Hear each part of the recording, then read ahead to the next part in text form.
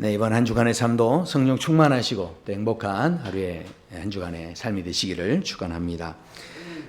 굉장히 유명한 이야기가 하나 있습니다. 한 여자분이 공항에서 비행기를 기다리고 있었습니다. 출국하기 전에 서점에 들려서 책을 한 권 샀고요. 그리고 쿠키도 한 봉지 샀습니다. 자리에 앉아서 책을 읽기 시작했는데요. 그러다가 손을 뻗어서 쿠키 봉지에 쿠키를 하나 꺼내서 먹었습니다. 자, 그런데 그때 옆자리에 있던 한 남자가 허락도 없이 그 손에 쿠키 봉지에 손을 넣어서 쿠키를 하나 꺼내 먹는 겁니다. 이게 너무 당황스러운 거예요. 너무 뻔뻔하게 그렇게 이 남자가 그렇게 하는 걸 보고서 깜짝 놀랐는데 공공장소다 보니까 소란을 피우기 싫어서 그냥 꾹 참았습니다. 자, 그런데 잠시 후에 그 남자가 쿠키를 또 하나 꺼내 먹는 겁니다. 여자가 속이 부글부글 끓었지만 그러나 또 참았습니다. 결국은 상황이 어떻게 됐냐면 여자가 쿠키 하나 먹으면 남자가 쿠키 하나 먹고 또 여자가 하나 먹으면 남자가 또 하나 꺼내 먹고 계속 이걸 반복한 겁니다. 그러다가 쿠키가 하나가 남았습니다. 그러자 이 여자가 속으로 생각하기에 야, 양심이 있지, 저건 설마 먹으려고 하지 않겠지 했는데 그 남자가 갑자기 그 남아있는 쿠키를 하나 딱 집어들더니 반으로 딱 쪼개가지고 그래가지고 이렇게 건네주는 겁니다. 예. 그랬을 때 엉겹결에 그 쿠키를 받아들었지만 세상에 남의 것 가지고 인심 쓰는 그 남자를 보면서 너무 어이가 없어서 그냥 그렇게 쳐다보고 있었는데 갑자기 이 비행기 탑승 안내 방송이 나오고 그리고 그 남자가 자리에 일어나서 가방을 챙겨서 가면서 그 여자에게 미소를 지으면서 손을 탁 흔들고 가더랍니다. 여자가 막 속으로 막 욕을 퍼부었습니다. 저렇게 뻔뻔한 놈이 다 있나 그러면서 남의 쿠키를 먹고서 저렇게 웃으면서 가네. 그리고 이제 자기도 이제 비행기 방송이 이제 안내 방송이 나와서 티켓을 가지고 가려고 가방을 열어서 보는 순간 얼음이 돼 버렸어요. 왜냐하면 세상에 그 안에 자기가 샀던 쿠키는 그대로 있던 거예요. 자, 그러니까 그 여자가 먹었던 쿠키는 자기 쿠키가 아니라 사실은 그 남자의 쿠키였던 거죠. 그렇다면 그 남자는 지금까지 자기 쿠키를 먹는 그 여자에게 한마디 불평도 없이 그 쿠키를 마지막까지 나눠준 거였습니다. 여자가 생각할 때는 방금까지 그 놈은 나쁜 놈이었는데 그런데 진실을 알고 나니까 그 남자는 자기 쿠키를 아낌없이 나누어준 아주 착한 친절한 천사였다라는 것이죠. 남자는 변한 게 없습니다. 근데 진실을 알고 나니까 여자 생각이 완전히 바뀐 거죠. 오늘 본문에는 실은 굉장히 충격적인 그런 말씀이 소개가 됩니다. 그 시작을 보면 이렇게 되어 있습니다. 너희가 아는 바와 같이 그가 그 후에 축복을 이어받으려고 눈물을 흘리며 구하되 버림바가 되어 회개할 기회를 얻지 못하였느니라. 아니 분명히 눈물까지 흘리면서 회개할 기회를 이렇게 구했는데 그걸 얻지 못했다. 버림을 받았다. 이렇게 말씀을 합니다. 우리는 대부분 눈물을 흘리면요, 야, 저 사람이 정말로 진심으로 뉘우치고 있구나 이렇게 생각을 합니다. 자, 그런데 하나님께서는 냉정하게 그거 아니다, 저 눈물은 가짜다 이렇게 말씀하고 계신다라는 거죠. 왜 그렇게 되어졌는가? 이유는 한 가지입니다. 에서라는 사람이 쿠키 먹은 그 여자처럼 끝까지 자기 가방은 열어보지 않았기 때문에, 그래서 끝까지 자기는 옳다고 믿고 있었고, 그래서 진짜 진실은 보지 못했기 때문에, 그래서요 오해가 있었지만 그 오해를 바로 잡을 수 있는 기회를 결국은 이 에서는 놓치고 말았다 하는 것입니다. 그날 무슨 일이 있었는지 성경에서는 이 에서에 대해서 뭐라고 이야기하냐면 망령된 자다. 그가 바로 망령된 자였다. 이렇게 말씀을 합니다. 결국은요, 이 가방을 열어보지 못한 이 에서, 끝까지 자기가 옳다고 생각했던 이 에서 망령된 자라고 이름이 붙여질 수밖에 없었다라는 것이죠. 에서가 무엇을 했느냐? 거창한 죄를 지었다 이게 아닙니다. 실은 팥죽 한 그릇 이 장자권과 이렇게 바꿔서 이렇게 팔았다 이거밖에 없는 거예요. 자, 그런데도 불구하고 이 상황에 대해서 굉장히 심각한 표현들이 쓰여지고 있는데 이걸 알려면 그 당시 상황을 다시 한번 우리가 생각해 봐야 합니다. 창세기 25장을 보면 이 에서가 사냥을 하고 집으로 돌아왔는데 아마 굉장히 좀 지치고 허기졌던 것 같습니다. 그런데 집에 들어서자마자 야곱이 팥죽을 쓰는 그 냄새가 코를 찌르면서 자극해 오는 거죠. 그래서 동생 야곱에게 야, 나도 한 그릇 먹자. 그렇게 이야기했습니다. 그때 에서가 말하기를, 그 야곱이 말하기를, 그러면 형의 장자권을 저한테 주세요. 그러면 드릴게요. 이렇게 이야기를 한 겁니다.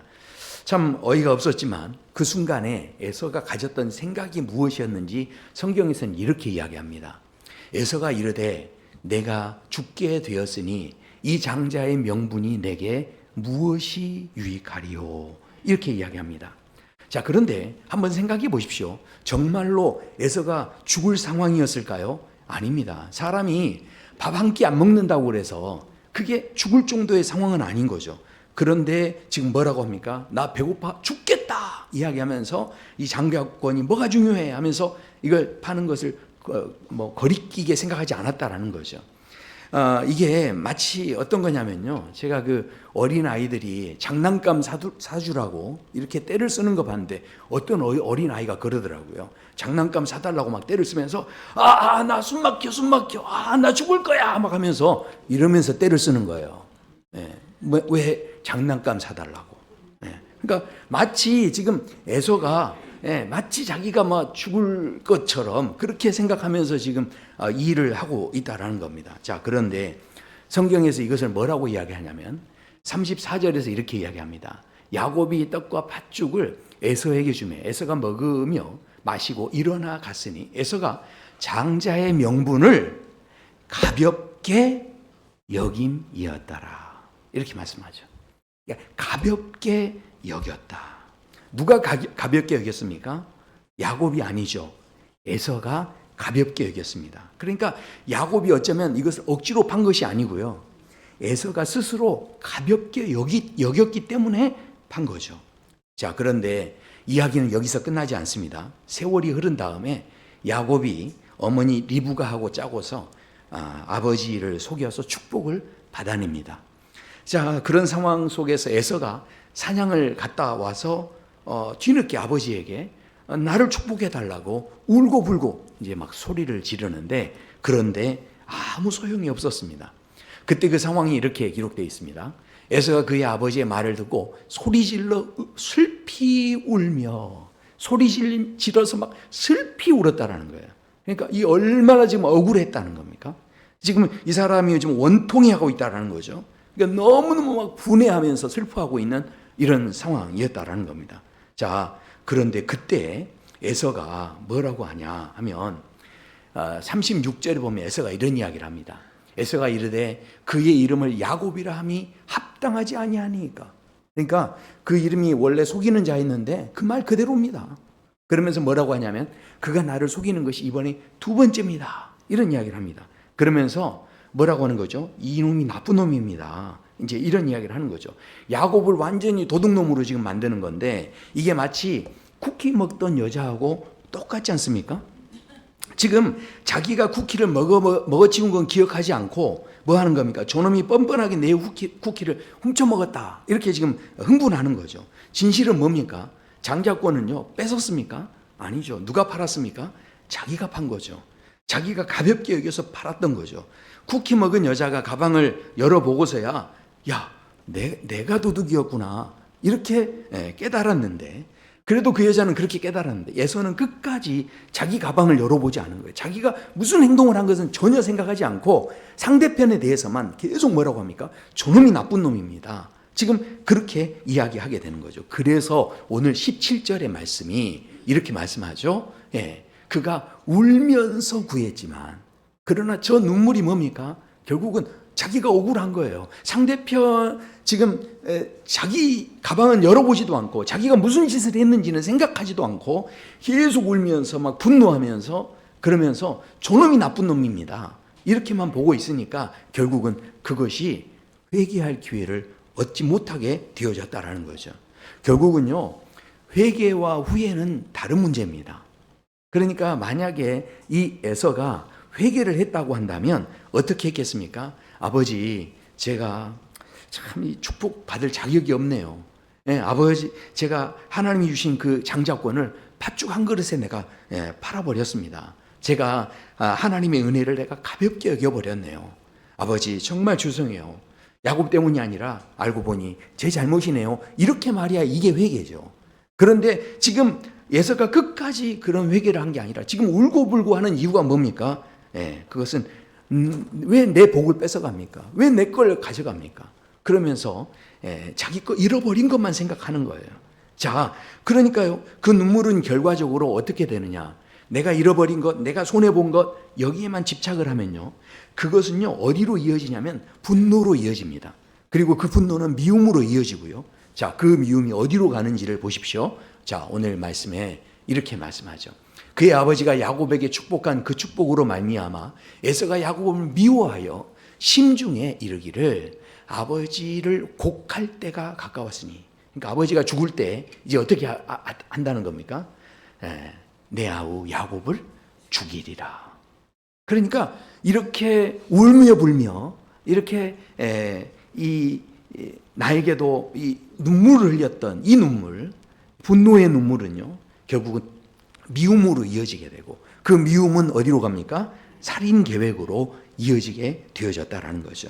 왜냐하면 가방을 끝까지 열어보지 않았기 때문에, 그러니까 끝까지 진실을 보려고 하지 않았기 때문에 그렇게 되어졌다라는 거죠. 그런데 더 심각한 것은 이 분노는요 에서에게만 머물지 않습니다. 이게 아주 심각한 거죠. 왜냐하면 15절에 보시면 이렇게 말씀합니다. 너희는 하나님의 은혜에 이르지 못하는 자가 없도록 하라라고 하는데, 하나님의 은혜에 이르지 못하는 이유가 뭐냐면 그 뒤에 쓴뿌리가 되어졌다는 거예요. 쓴뿌리가. 그러니까 이 분노가, 이 눈물의 분노가 미움이 되어지고 이것이 살인 계획으로까지 이어졌는데, 이 마음이요 그 사람에게만 머무르지 않고 그것이 쓴뿌리가 되어져 가지고 다른 사람에게도 하나님의 은혜에 이르지 못하게 하는 영향력이 되어버렸다라는 겁니다. 실제로요 니콜라스라고 하는 크리스타키스라고 하는 교수가 있는데, 에일대 교수인데, 이분이 연구를 해봤더니 한 5천 명을 대상으로 연구를 했대요. 그랬는데 그 한 사람이 가진 감정이라는 게, 이게 보니까 친구의 친구까지 3단계로 이게 전염이 되더랍니다. 그러니까 내가 가진 그 생각, 내가 부정적인 생각을 가지면요 그 생각이 친구까지, 그러니까 3단계까지 이게 전염이 되는데, 이 에서가 가졌던 이 분노가요 에서에게서만 끝나면 좋은데 그렇지 않게 됐다는 거예요. 자, 그래서 성경에 보면 뭐라고 나오느냐, 에서에게 후손들이 있었는데 그것이 바로 에돔 족속들입니다. 근데 이 에돔 족속들이 이스라엘하고 끝까지 원수로 지내게 됩니다. 결국은요 이 아버지 세대였던 이 에서가 가졌던 이 분노가 결국 누구에게까지 이어지게 된 거냐면 바로 이 자식 세대 에돔에게까지 이어지게 됐는데, 에돔의 결국을 어떻게 이야기하느냐면 오바댜 선지자가 이렇게 이야기합니다. 에돔에 대해서 이야기할 때 내가 내 형제 야곱에게 행한 포악으로 말미암아 부끄러움을 당하고 영원히 멸절되리라. 그러니까 회개하고 돌아설 기회를 잃어버리게 되어졌다라는 거죠. 여기서 이제 우리 생각해 봐야죠. 사실 이 에서라는 사람이요 장자권이 중요하다는 걸 몰랐을까요? 분명히 알았죠. 팥죽 한 그릇의 가치와 장자권의 가치, 이 중에 뭐가 더 중요하냐? 어떻게 아무리 평범한 사람이어도 이걸 모를까요? 다 알죠. 그렇지 않습니까? 자, 그런데도 왜 이 팥죽 한 그릇의 장자권을 팔았을까요? 결국은요 그것이 우리가 가진 문제라는 거예요. 왜냐하면 야곱의 문제만이 아닙니다. 여기 계신 모든 분들 지금까지 신앙생활에 오셨고 또 세상에서도 여러 가지 윤리교육, 도덕교육 다 받으셨죠. 자, 그런데 생각해 보십시오. 여기 계신 분들 화를 내면 된다는 거 알고 있습니까? 모르십니까? 알고 있죠. 미워하면 된다는 거 알고 있습니까? 모릅니까? 알고 있죠. 비교하면 됩니까? 안 됩니까? 다 알고 있죠. 판단하면 됩니까? 안 됩니까? 다 알고 있습니다. 그런데 결정적인 순간이 오면 에서가 팥죽을 팥죽으로 모든 걸 이렇게 팔아버린 거죠. 팥죽을 선택한 것처럼 우리도요, 알지만 알고는 있는데 막 화가 나는 거예요, 화가. 알고는 있는데 분노가 치밀어 오르면요, 그 순간에는 어쩔 수 없이 그 욕망에 끌려갈 수밖에 없다라는 거죠. 알고는 있지만 안 되는 게 너무 많아요. 그래서 사도 바울도 우리의 그런 어떤 상황에 대해서 이렇게 표현을 합니다. 사도 바울이 뭐라고 하냐면, 내 속 곧 내 육신에 선한 것이 거하지 아니하는 줄을 아노니 원함은 내게 있으나 선을 행하는 것은 없노라. 내가 원하는 바 선은 행하지 아니하고 도리어 원하지 아니하는 바 악을 행하는도다. 그러니까 얼마나 이 사도 바울조차도요, 마음속에 이런 갈등이 실은 계속 있었다라는 거예요.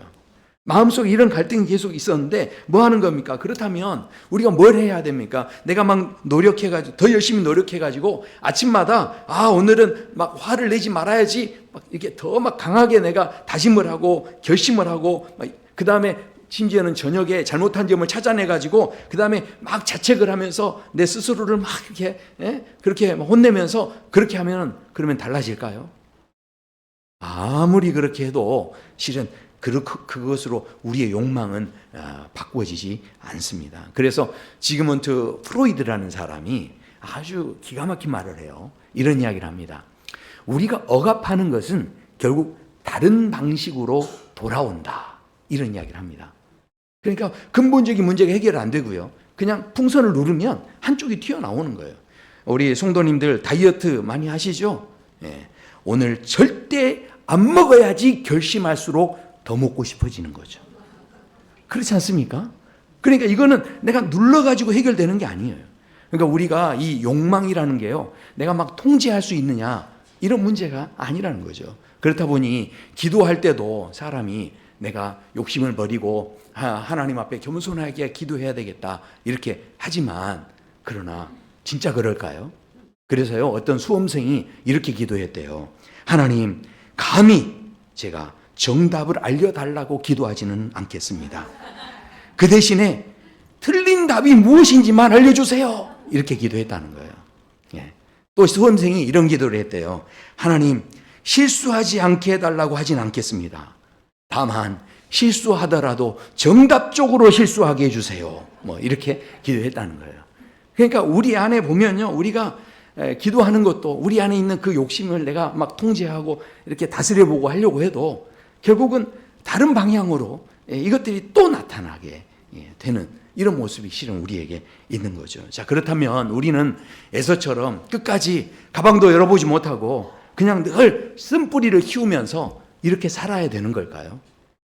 전혀 그렇지 않습니다. 그래서요, 이 시간에 누구를 좀 생각해 보셔야 되냐면 사도 바울을 생각해 보셔야 됩니다.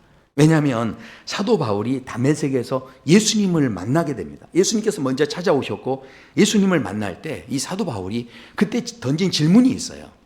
예수님을 만난 다음에 뭐라고 질문하냐면 주님 누구이십니까? 이런 질문을 합니다. 너무 신비한 현상을 경험을 했죠. 그랬을 때 와, 지금 무슨 일이 일어나고 있는 겁니까? 그러면 나를 그렇게 혼내실 거면 내가 그럼 뭐를 이렇게 내가 고치면 되겠습니까? 이렇게 질문하지 않았어요. 이 사도 바울의 질문은 어디 있냐면 방법을 지금 이야기하는 게 아니고 도대체 그러면 주님은 누구십니까? 하면서 주님의 존재가 누굽니까? 라고 하는 주님의 존재에 대해서 질문하고 있다는 거죠. 그런데 이게 굉장히 실은 중요하죠.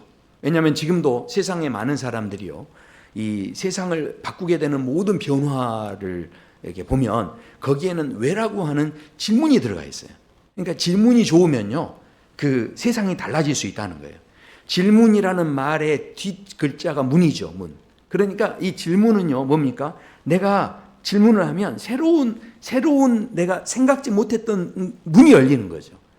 그러니까 왜 사과가 떨어질까?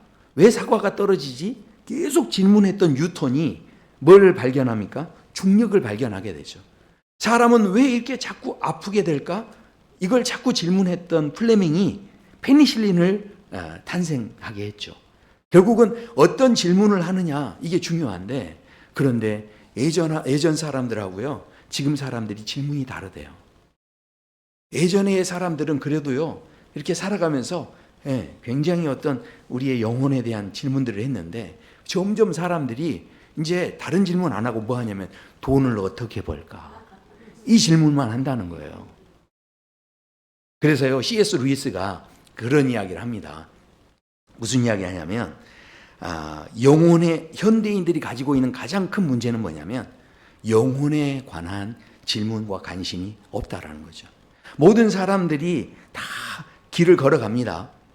길을 걷는 건 잘하는 거예요. 근데 그 길을 걷는데 좀 더 편하게 가고, 돈을 벌어서 차를 타고 가고, 돈을 벌어서 이거를 뭐 기차 타고 가고, 돈을 벌어서 비행기 타고 가고 하면서 길을 가는 거는 어떻게 갈까? 이거는 다양한 방법으로 사람들이 많이 고민하고 하는데, 어디로 가야 하는지 방향에 대해서는 질문하는 사람들이 점점 줄어들고 있다라는 거죠.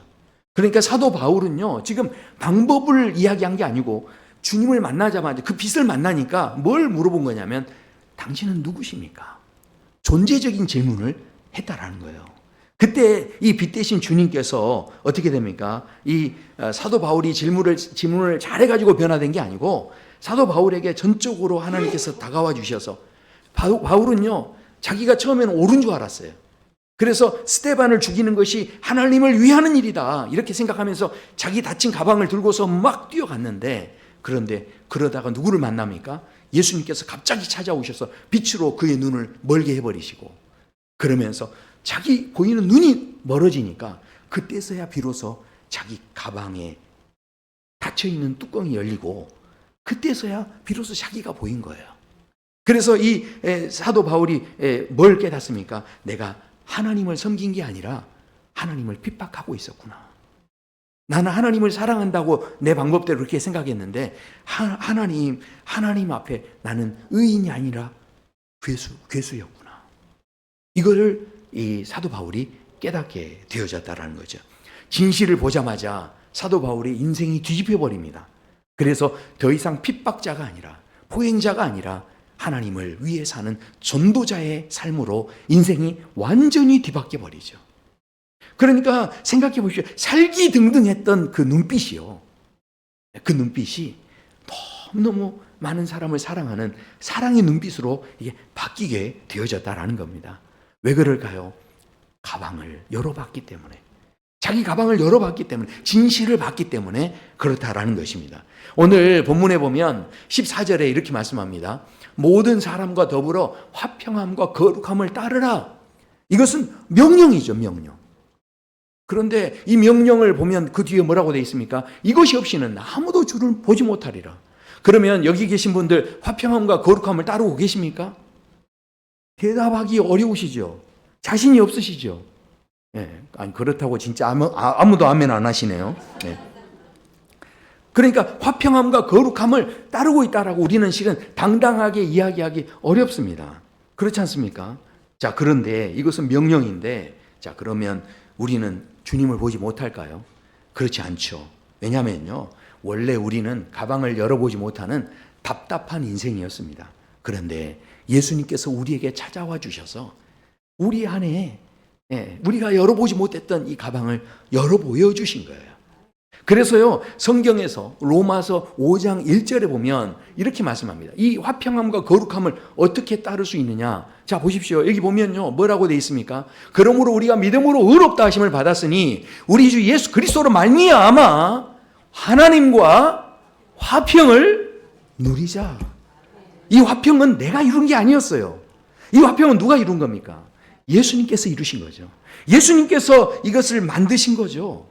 그것을 누리라고 말씀하고 있습니다. 우리는요, 죄인 되어져서 하나님과 원수가 됐던 그런 존재였습니다. 그런데 예수님께서 십자가에서 화목제물로 자신을 드리셔서 하나님과 우리와의 관계를 화평의 관계로 만들어 주신 거죠. 그래서 에베소서 2장에 보면 이렇게 말씀합니다. 그는 우리의 화평이신지라. 예수님께서 어떤 존재이시냐? 바로 화평 자체가 되신다는 거예요. 그러니까 우리가 예수님에 대해서 이렇게 존재적인 질문을 한다는 게 굉장히 중요한 거죠. 예수님이 어떤 분이신가? 바로 우리의 화평이십니다. 그래서 그분이요 모든 담을 헐어버리셨다 이렇게 말씀합니다. 우리가 한 게 아니죠. 내가 잘나서가 아니고요. 온전히 예수님께서 그 일을 이루셨다라는 것입니다. 거룩함도 마찬가지예요. 화평함과 거룩함을 따르라고 했는데 이 거룩함도요 우리가 만든 게 아니죠. 히브리서 10장에 보면 말씀합니다. 이 뜻을 따라 예수 그리스도의 몸을 단번에 들이심으로 말미암아 우리가 거룩함을 얻었노라. 얻었노라. 이 말은 무슨 이야기입니까? 과거형이죠. 우리가 거룩해지려고 애써서 얻은 게 아니고요. 이미 예수님께서 우리를 거룩하게 만드셨다라고 말씀합니다. 에서는요, 화평함을 잃어버렸어요. 에서는요, 계속 미워하는 마음을 갖고요. 그 마음에 화평함 자체가 없어요. 왜냐하면 그 눈물을 흘렸지만 그게 미워하는 마음이었고, 분노하는 마음이었고, 그 미움은 어떻습니까? 살인 계획으로 이게 이어질 수밖에 없었고, 그 마음에 화평을 도저히 따를 수 있는 상황에 그 마음의 여유를 잃어버리고 그냥 살아간 겁니다. 결국은 왜 그렇게 된 거죠? 하나님의 은혜를 너무 가볍게 여겨서 그 은혜를 팥죽 한 그릇에 팔아버린 거죠. 거룩함을 잃어버린 겁니다. 하나님께서 주시는 은혜가 얼마나 귀한데요. 그것을 귀하게 여기는 마음을 잃어버리니까요. 그때부터 누가 안 보입니까? 주님이 안 보이는 거죠. 망령된 자라고 하는 원래 그 뜻은 뭐냐면요. 하나님 없이 행한다 그런 말입니다. 그러니까 하나님 없이 행한다는 뭡니까? 하나님이 안 보이는 거예요. 결국은 뭡니까? 우리가 이 에서를 통해 오늘 말씀을 통해서 하나님께서 우리에게 굉장히 중요한 말씀을 주시는데 우리가 이룬 게 아니고요. 예수님께서 이미 하나님과 우리와의 관계를 화평하게 만드셨고 예수님께서 이미 우리에게 거룩함을 주셨다라는 거죠. 그래서 이 사도 바울이요. 로마서 8장에서 이런 말씀을 합니다. 예수를 죽은 자 가운데서 살리신 이의 영이 너희 안에 거하시면 내가 노력하고 애쓰고 내가 다짐하고 결심해서 이걸 이루는 게 아니고요. 성령께서 내 안에서 역사하시면 성령이 내 안에 계시기 시작하면 죽은 우리도 살리신대요. 그러니까 우리 안에 성령님이 계시는데 그래서 성경에는 뭐라고 말씀하냐면 기도에 대한 이야기를 하시면서 하물며 라고 하면서 구하는 자에게 성령을 주시지 않겠느냐. 우리가 구할 때 우리에게 정말 필요한 게 있다면 이 땅의 것이 아니고요. 성령이 계셔야 돼요. 이 성령이 계셔야만 어떤 일이 생깁니까? 우리가요, 욕망이라는 것은요, 내 힘으로 다스릴 수 있는 게 아닙니다. 내가 미워하지 말아야지, 내가 오늘 화내지 말아야지, 이렇게 다짐한다고 되는 문제가 아니에요. 결국은 이 모든 문제는 어떻게 해결될 수 있느냐? 성경에 말씀하죠. 자, 그래서요, 뭐라고 말씀하냐면, 그러므로 형제들아, 우리가 예수의 피를 힘입어 성소에 들어갈 담력을 얻었나니, 그 길은 우리를 위하여 휘장 가운데로 열어놓으신 새로운 살 길이요. 새롭게 길을 열어주셨다라는 거예요. 그러니까요, 이미 길을 열어주셨기 때문에 그 열린 길을 향해서 우리는 그걸 확인만 하면 되는 겁니다.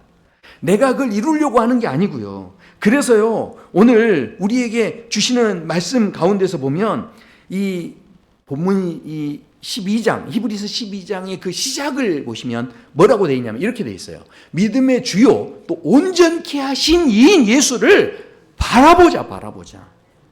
그러니까 내가 하는 게 아니고요. 그 모든 일을 이루신 분을 우리가 확인하고 그 존재에 대해서요. 우리가요. 어떻게 그것에 대해서 내가 이게요. 하나님의 은혜, 내 가방 속에 있는 그 하나님의 놀라운 은혜를 내가 보기 시작하면요. 무슨 일이 생깁니까? 예, 도둑인 줄 알았던 그 사람이 나를 훈련시키는 사람으로 바뀌는 거예요. 그러니까요. 그 사람에 대해서 분노가 일었는데 그런데 가방을 보니까 하나님의 은혜가 있는 거예요. 아, 맞아. 내가 잃어버린 게 아니구나.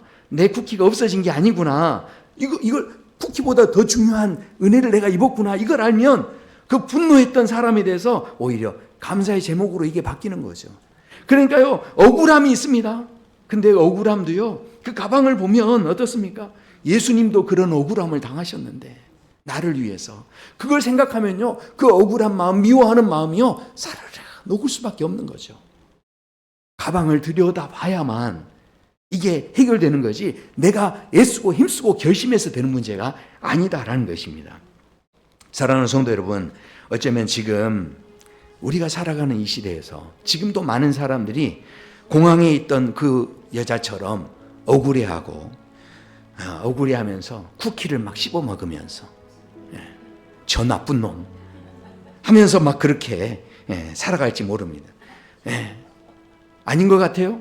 많은 분들이요, 남편이 내 인생을 망쳤다고 생각하죠. 저놈을 만나가지고 내가 부모님이 나에게 상처 줬다고 생각하죠. 그리고요, 그 사람이 내 돈 떼먹었다고 생각하고 저놈 때문에 내 인생이 이렇게 됐다, 이렇게 생각하는 사람들이 얼마나 많은지 모릅니다. 물론 맞죠. 너무 아프죠. 너무 억울하죠. 너무 사연을 들어보면 힘든 사람들이 얼마나 많은지 모릅니다.